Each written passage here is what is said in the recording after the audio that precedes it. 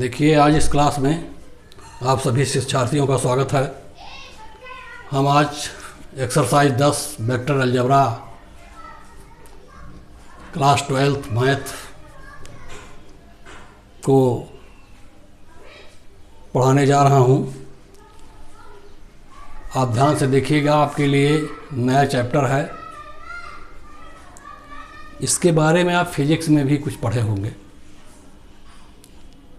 लेकिन फिर भी मैं आधारभूत संकल्पना से लेकर बेसिक कॉन्सेप्ट से लेकर के आपको बता रहा हूँ। देखिए, वेक्टर अलजेब्रा क्या है? सदिश बीजगणित। सदिश का मतलब दिशा सहित, जो दिशा सहित, दिशा के साथ जिसका बोध हो, जिस गणित का, वो सदिश बीजगणित में आता है। आप ध्यान दें, दिशा के बारे में लगभग सभी को ज्ञान है।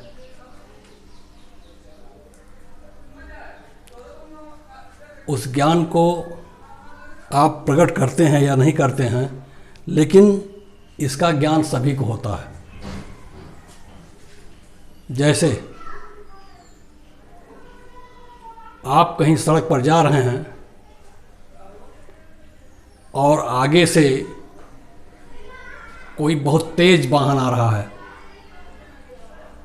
आप तुरंत अपने बचाव में दिशा बदल लेते हैं। बचाव में दिशा बदल लेंगे, वाहन निकल जाएगा और आप सुरक्षित हो जाएंगे। आप ऐसा करते हैं, दैनिक जीवन में इसका उपयोग सबके जीवन में पड़ता है।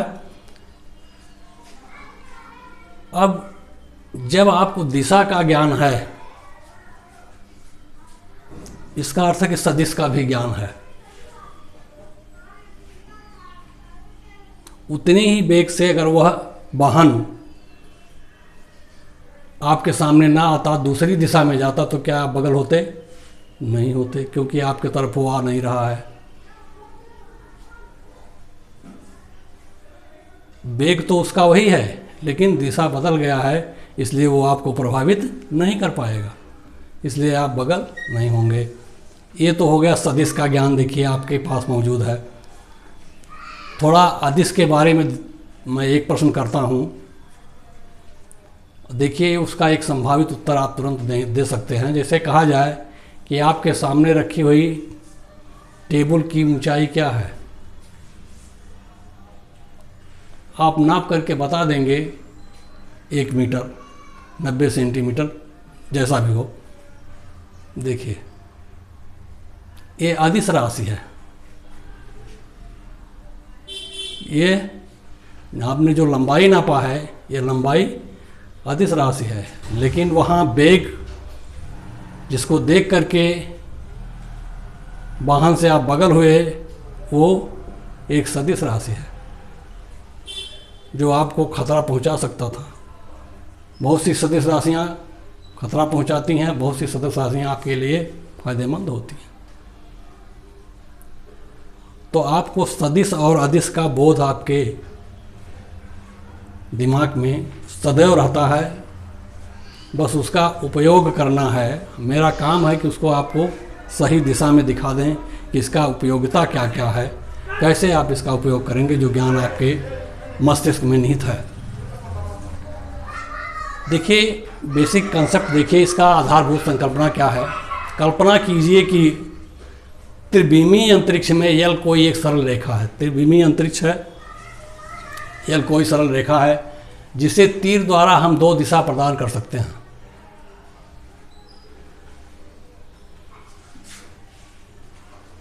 नीचे दिखाया गया है यल रेखा, देखिए 2 दिशाओं में।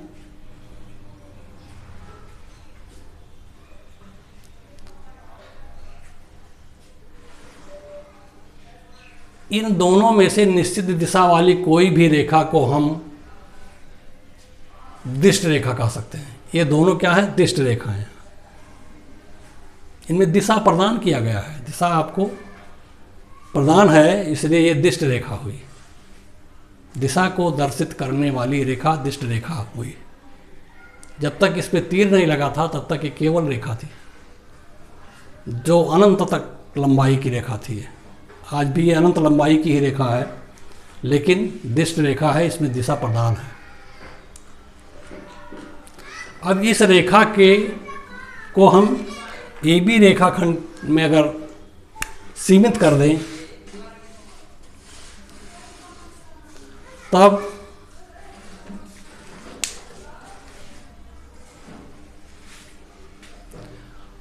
दोनों में से एक दिशा वाली रेखा का परिमाण निर्धारित हो जाता है। क्या निर्धारित हो जाएगा? परिमाण निर्धारित हो गया। जैसे आपने एक रेखा को, एल रेखा को ए बी रेखाखंड में सीमित किया या एक बाउंड्री लाइन उस पर बाउंड्री पॉइंट अलॉट कर दिया, तो वह क्या हो गया? उसके ए बी का परिमाण एक निर्धारित हो गया। इस तरह हमें एक दिष्ट रेखा खंड प्राप्त हुआ। क्या प्राप्त हुआ? दिष्ट रेखा खंड। पहले एल एल दिष्ट रेखा थी, अब वो दिष्ट रेखा खंड प्राप्त हो गया, जिसमें परिमाण और दिशा दोनों है। ए बी उसका परिमाण हो गया और उसमें लगी हुई तीर ए बी की दिशा में उसकी दिशा हो गई। दिशा और परिमाण दोनों ही आपको निर्धारित हो गया। ए बी परिमाण और ए से बी की दिशा में लगी हुई तीर उसकी दिशा को दर्शित करती है। एक दिष्ट रेखाखंड प्राप्त हुआ है, परिमाण और दिशा दोनों इसमें विद्यमान हैं, जो एक सदिश का स्वरूप है। यही एक स्वरूप जो एक सदिश का स्वरूप है। यही कारण है कि हम सदिश के परिमाण को लंबाई से और दिशा को तीर से प्रदर्शित करते हैं। और सदिश ए बी तीर लगाकर इस तरीके से लिखा जाता है, जो लिखा है ए बी की तरफ तीर लगा हुआ है, ए से बी तक लंबाई है, सदिश ए बी। मेरा ख्याल है आपको दिशा सदिश का ज्ञान तो आपको हमेशा है। कैसे प्रदर्शित करते हैं ये भी आप जान गए। अब आता है सदिश की परिभाषा क्या होगी। यहीं से परिभाषा निकाल लीजिए। वह भौतिक राशि जिसमें दिशा और परिमाण दोनों होते हैं सदिश राशि कहलाती है। वेग, संवेग, बल इत्यादि जो है सदिश राशियाँ हैं।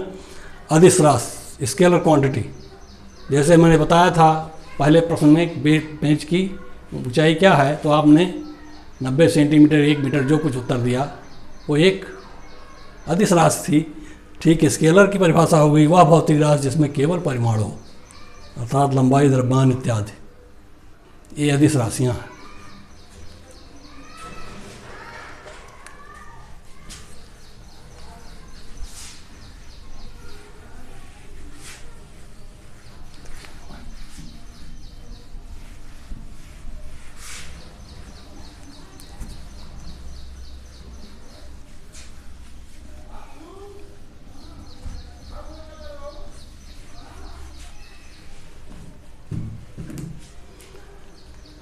अब आता सदिश का प्रकार।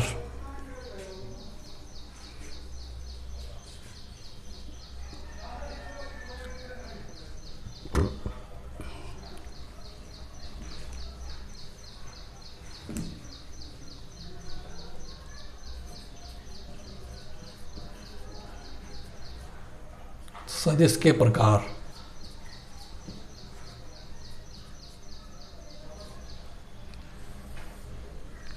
सदिश का विभाजन, कितने तरीके के सदिश को हम विभाजित कर सकते हैं, कितने प्रकार के सदिश हैं। तो पहला सदिश आता है, देखिए थोड़ा सा इसके चार्ट के रूप में आप जानिए तो आपको आसान होगा। यहाँ लिखिए सदिश या वेक्टर, इसके पार्ट कर दीजिए स्थित सदिश।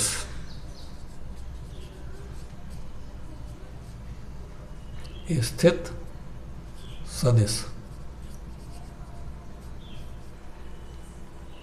पहला देखिए नंबर 1 में आ गया आपका स्थित सदिश।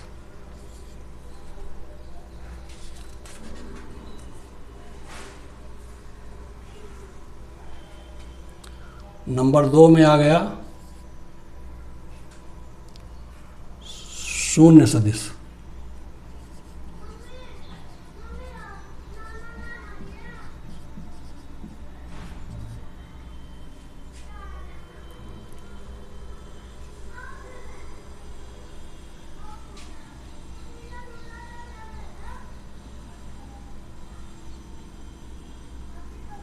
3 में आ गया मात्रक सदिश।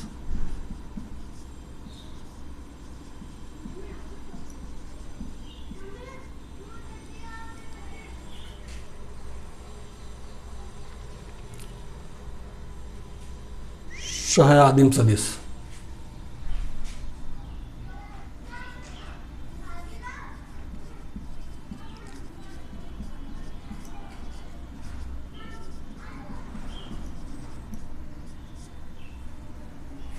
सहआदिम सदिश।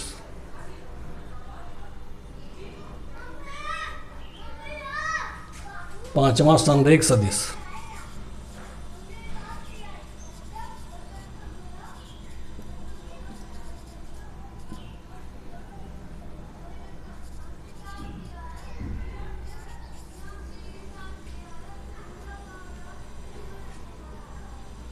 समान सदिश।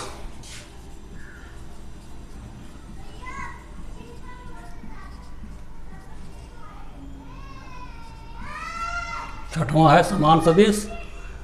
सातवां ऋणात्मक सदिश।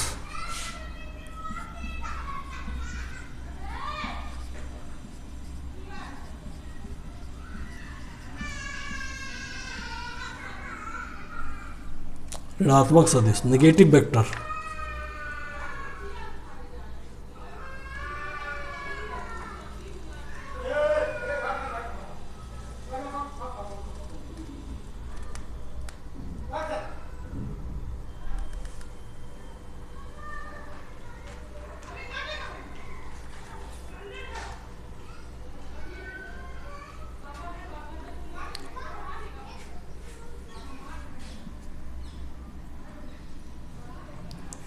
आप देख रहे हैं इस 6-7 तरीके के सदिश जो हैं ये आपको जानना आवश्यक है, और ये एक प्रकार से स्वतंत्र सदिश हैं जिनके बारे में आपको पढ़ाया जाएगा। पहला आ जाइए स्थित सदिश के बारे में बहुत आवश्यक है जानना। स्थित सदिश क्या है? नंबर 1 है स्थित सदिश। इसकी इंग्लिश होती है पोजीशन वेक्टर।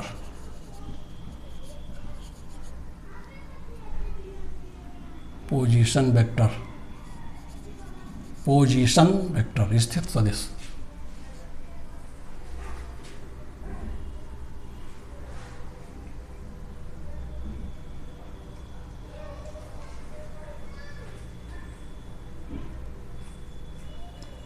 देखिए त्रिविमीय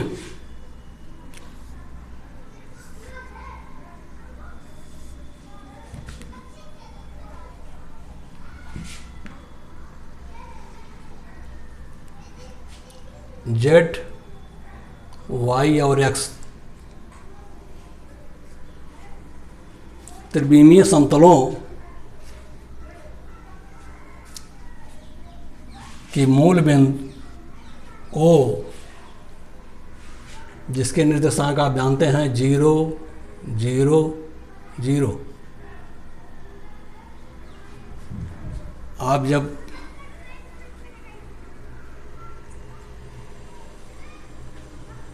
त्रिविमीय अक्षों के बारे में पढ़ाया गया है आप लोगों को, तो मूल बिंदु के निर्देशांक इसमें इस समतल के अंतरिक्ष में ए बी सी इस तरीके से अगर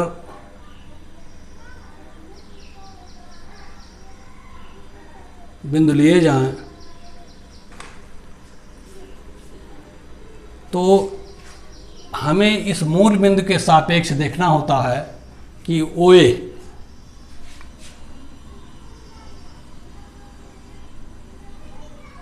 ओ बी ओ सी, ध्यान दीजिए, ओ ए ओ बी ओ सी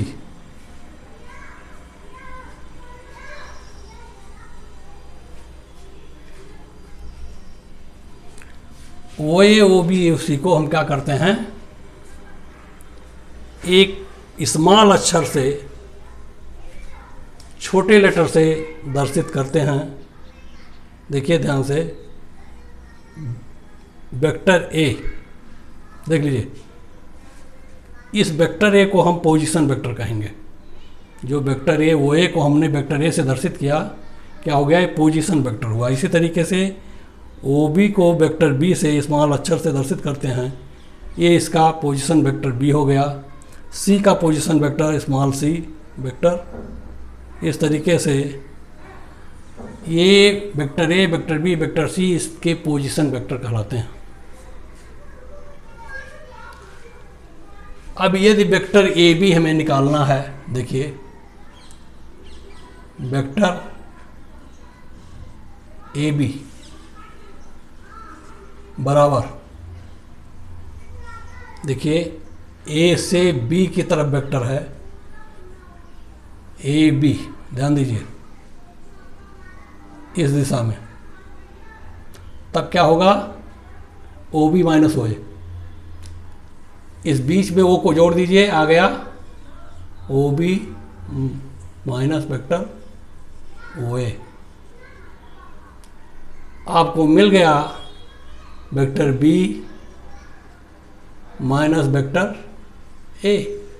ये देखिए, इसीलिए स्थित सदिश का निरूपण किया जाता है कि आपको सदिश निकालने में सीधे पोजीशन वेक्टर का सहायता लिया जाए और वह सदिश ज्ञात हो जाए। जैसे ए बी निकालना है तो केवल position vector B minus a, देखिए vector B minus vector a लिया गया और ए बी का मान निकल गया।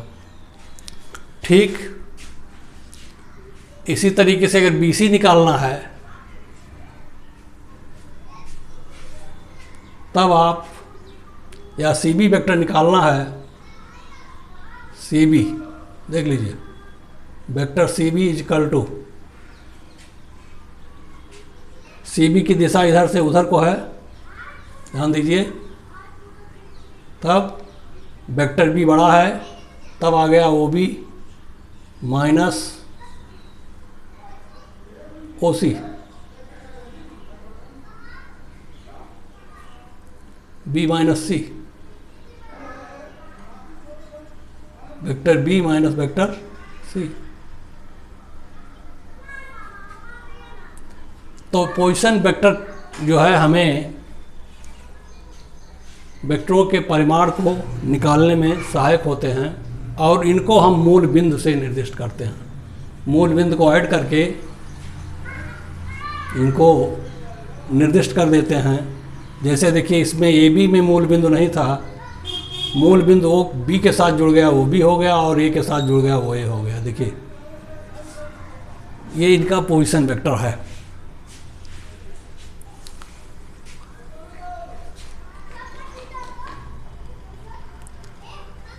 अब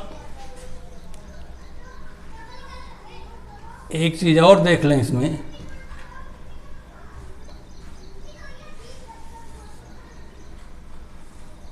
कोई पी बिंदु मान लीजिए एक्स वाई जेड, जिसके 3 निर्देशांक होंगे, आप जान रहे हैं। मूल बिंदु वो है,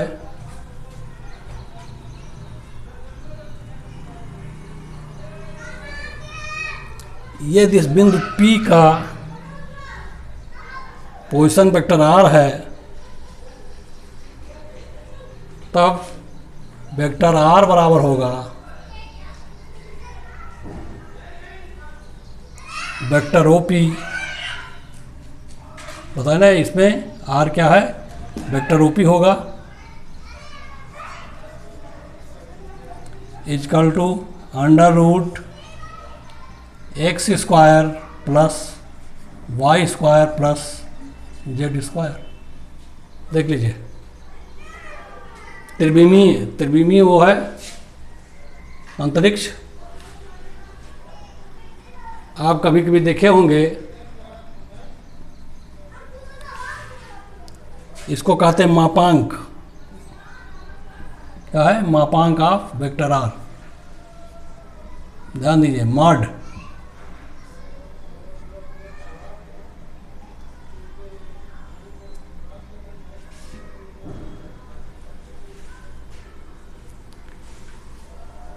जैसे किसी कमरे में रखी हुई सबसे लंबी छड़ की लंबाई आप निकालते हैं, कैसे निकालते हैं, सबसे लंबी छड़ कमरे में रखी जाए तो वो एक विकर्ण होगा। क्या होगा, विकर्ण होगा, जो घन का विकर्ण होगा। कमरा एक घनाभ या घन होता है, लंबाई चौड़ाई ऊंचाई बराबर है तो घनाकार होगा, यदि लंबाई चौड़ाई ऊंचाई में डिफरेंस है तो वो घनाभ होगा,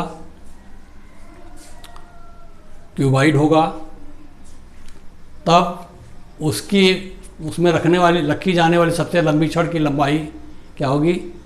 लंबाई अंडर रूट लंबाई का स्क्वायर प्लस अंडर रूट चौड़ाई का स्क्वायर प्लस नहीं, लंबाई का स्क्वायर प्लस चौड़ाई का स्क्वायर प्लस ऊंचाई के स्क्वायर का अंडर रूट क्या होता है? सबसे लंबी छड़ क्या रखी जा सकती है? ध्यान दीजिए, पाइथागोरस प्रमेय से निकालेंगे आप तो आएगा लंबाई का स्क्वायर प्लस चौड़ाई का स्क्वायर प्लस ऊंचाई के स्क्वायर का अंडर रूट आएगा। ठीक वही चीज़ है। यक्स के सापेक्ष यक्स अक्ष का इसका क्या है? ये है, ये वाई अक्ष है, ये जेड अक्ष है, एक्स वाई जेड इसके निर्देशांक दिए हुए हैं। इसका मतलब एक्स अक्ष के सापेक्ष इसकी दूरी पी की क्या है? एक्स है। वाई अक्ष के सापेक्ष इसी बिंदु की दूरी वाई है और जेड अक्ष के सापेक्ष इस बिंदु की दूरी जेड है। तब मूल बिंदु से इसकी दूरी निकालेंगे, उसका मापांक निकालेंगे, बराबर होगा under root x square plus y square plus z square. तो ये आपके पोजीशन वेक्टर में आ गए, a b c, vector A, vector B, vector c स्थित सदिश हैं, स्थित सदिश हैं।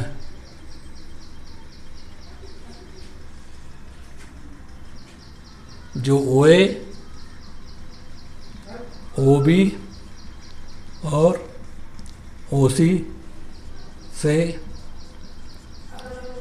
दर्शित होंगे। पोजीशन वेक्टर आपको मिला और आर मिल गया। अब आता है दिक कोसाइन। दिक कोसाइन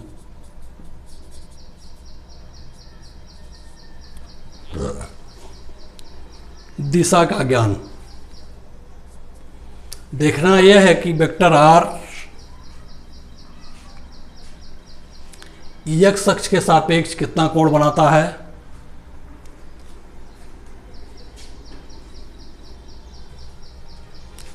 देखिए यह कोण अल्फा वाई के सापेक्ष कितना कोण बना रहा है? बीटा। और जेड अक्ष के सापेक्ष क्या कोण बना रहा है? गामा। देखिए जेड के सापेक्ष तीनों देखिए अलग अलग है, बीटा, अल्फा और ये गामा। ध्यान दीजिए गामा। जहाँ cos alpha, cos of alpha, cos of beta, cos of gamma दिक कोसाइन कहलाते हैं। दिक कोसाइन, डायरेक्शन ऑफ कोसाइन, दिक कोसाइन कहलाते हैं। डायरेक्शन ऑफ कोसाइन निकलेगा कैसे? ध्यान दीजिए, बहुत आसान सी बात है। त्रिविमीय अंतरिक्ष में जब इनको देखेंगे आप तो ये तीनों एक्स वाई जेड तीनों एक्सिस क्या होते हैं? 90 डिग्री पर होते हैं। हमने आपको कक्षा 11 में आपको बताया है, आज फिर जान लीजिए। अब कास अल्फा बराबर होगा आधार बटे कर्ण। कर्ण आपका आर है, जान रहे हैं, और आधार आपका एक्स अक्ष पर नापी गई दूरी एक्स है। तो आधार हो गया, आधार बटे कर्ण होगा, ध्यान रखिए, ये बराबर होगा एक्स बटे आर। इसी तरीके से कास बीटा आ जाएगा, कास बीटा बराबर होगा वाई बटे आर। क्योंकि वाई एक्स पर क्या दूरी है पी की, वो हो गया आधार। ऐसे कास गामा इजकल टू होगा जेड बटे आर। ये दिक कोसाइन हो गए आपके।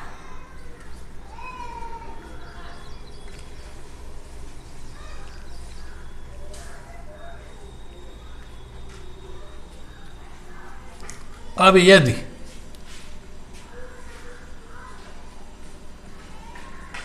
एल आर एक्स बराबर एल आर हो, यानी यदि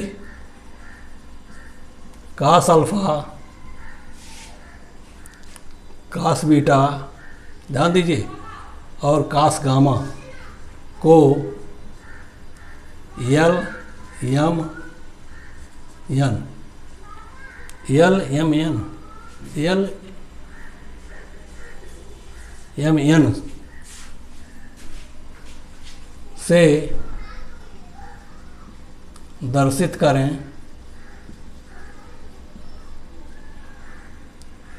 तब x बराबर होगा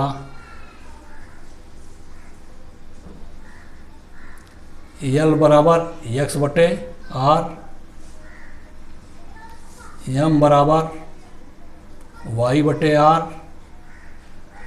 और एन बराबर जेड बटे आर। तब x बराबर, तब p के निर्देशांक, तब p हो जाएगा l r m r into n are.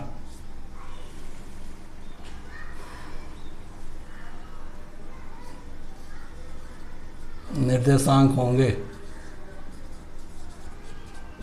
ये देखिए एक चीज़ और मिल गया, यानी P के निर्देशांक एल आर एम आर और एन आर के रूप में हम दर्शित कर सकते हैं।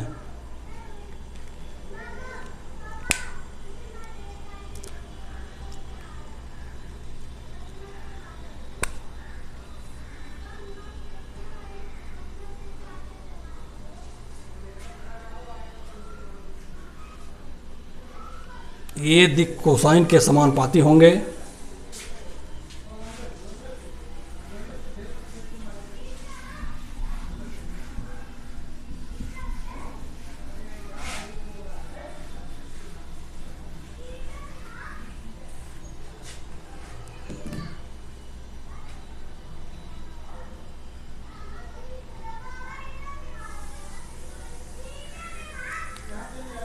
L r m r n r सदिश आर के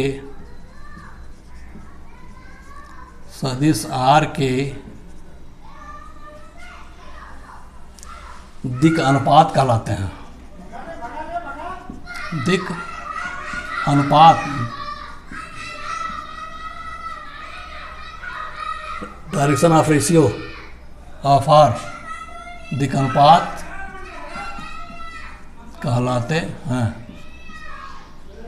ध्यान दीजिए, ये क्या कहलाएंगे? आर के दिक अनुपात।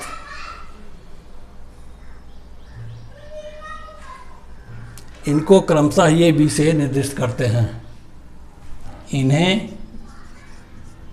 क्रमशः एक एक पॉइंट याद करते चलिएगा, इसकी ज़रूरत पड़ेगी।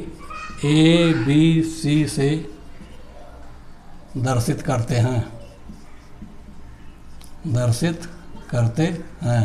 अतः ये बराबर एल आर, बी बराबर एम आर, सी बराबर एन आर होंगे।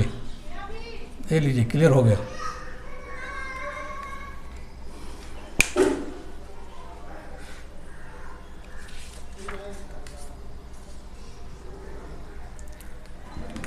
इतनी चीज़ें आप याद रखिए। अब आपको प्रश्नावली से कुछ सवाल हल करा दें तो आपको क्लियर हो जाएगा।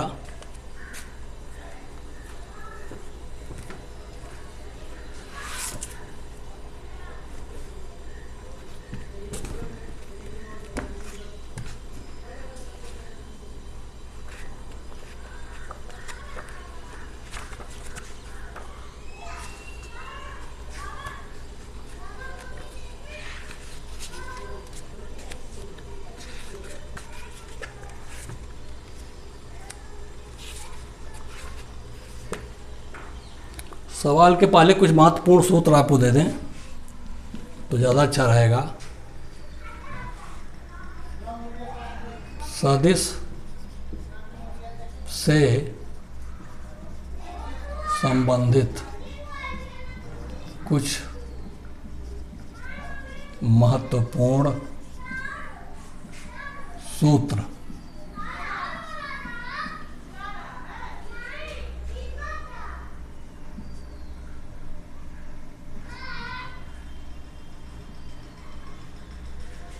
क्या होगा?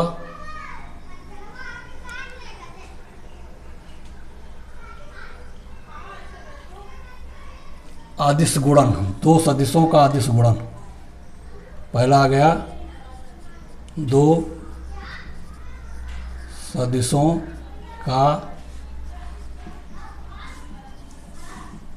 आदिश गुणन। आप लोग पढ़े भी होंगे, vector A dot vector B is equal to a b cos of theta.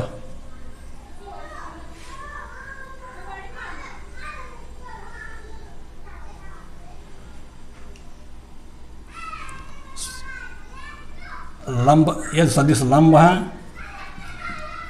यदि सदिश परस्पर लंब है तो A vector A dot vector B is equal to 0। क्यों? cos 90 is equal to 0। ये देखिए, इसकी वजह से 0 होगा।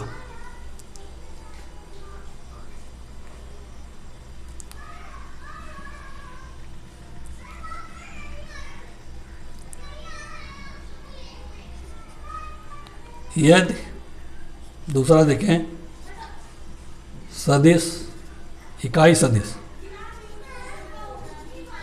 अब इकाई सदिश का नाम लिया गया था। इकाई सदिश बराबर होता है वेक्टर बटे माड ऑफ वेक्टर। क्या होगा? सदिश बटे सदिश का मापांक। देखिए, माड ऑफ वेक्टर या vector A upon mod of vector A is equal to n cap जे इकाई सदिश। जहाँ एन कैप इकाई सदिश है। कोई भी इकाई सदिश निकालना हो तो वेक्टर लिखिए और माड ऑफ वेक्टर से भाग दे दीजिए। और माड ऑफ वेक्टर आप जानते हैं √x² plus y² plus z² का अंडर रूट होता है।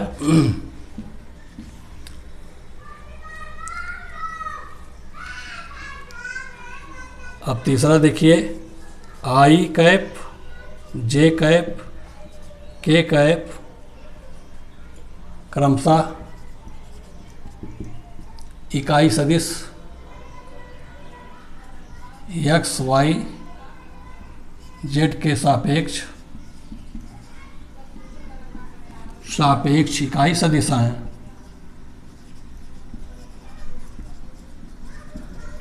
इकाई सदिश हैं तो क्या होगा? I dot i is equal to j cap dot j cap is equal to k cap dot k cap is equal to 1।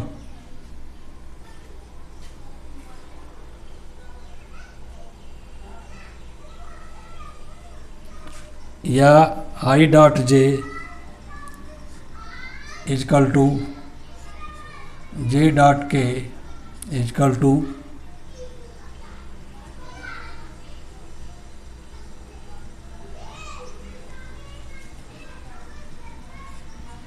J dot i k dot j is equal to k dot i is equal to i dot k is equal to 0।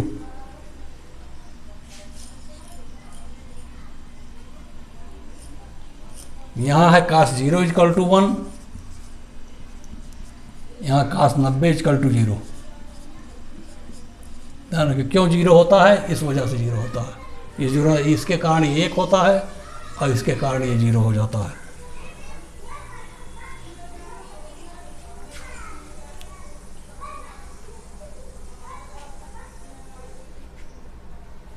चौथा देख लीजिए सदिश गुणन। दो सदिशों का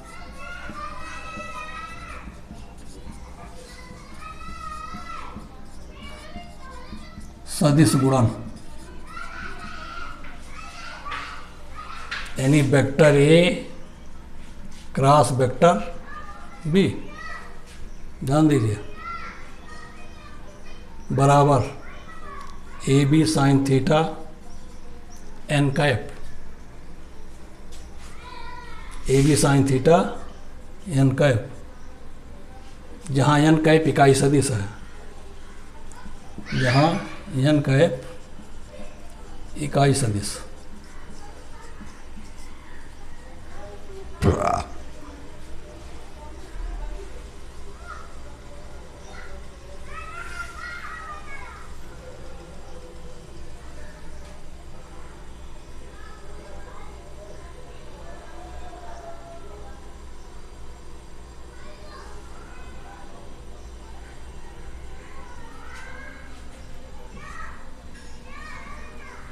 यदि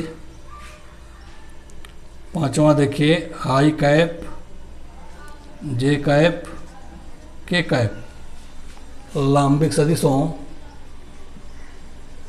लांबिक सदिश हैं तो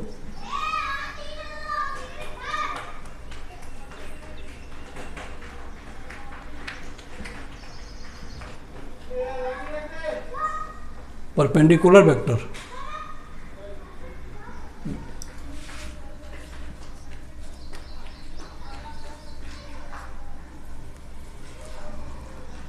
लांबिक सदिश हैं तो क्या होगा, इनका क्रॉस प्रोडक्ट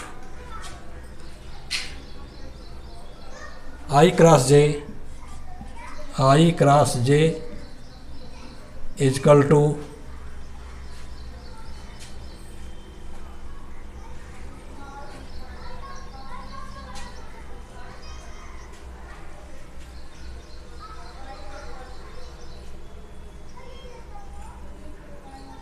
नहीं आई क्रॉस आई, स्वयं से आई क्रॉस आई, देखिए पहले i cross i cap is equal to j cross j cap is equal to k cross k cap is equal to, उसी सदिश के खिलाफ है तो साइन 0, ये 0 होगा क्योंकि साइन 0 बराबर 0।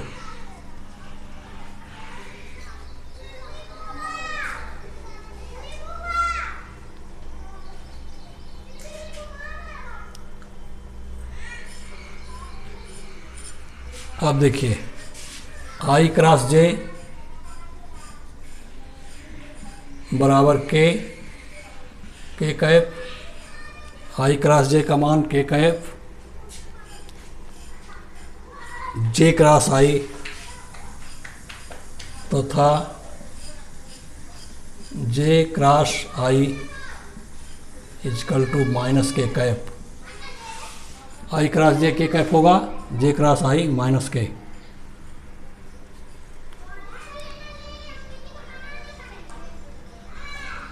जे क्रॉस के, जे क्रॉस के, जे क्रॉस के आई कैप तथा आई क्रॉस के क्रॉस जे, के क्रॉस, हाँ के क्रॉस जे, के क्रॉस जे बराबर हो जाएगा आपका माइनस आई,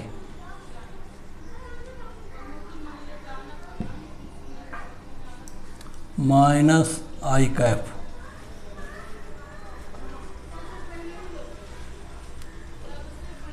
के क्रॉस आई आ जाइए अगला, के कैप क्रॉस आई कैप बराबर जे कैप, या आई cap cross k cap minus जे कैप।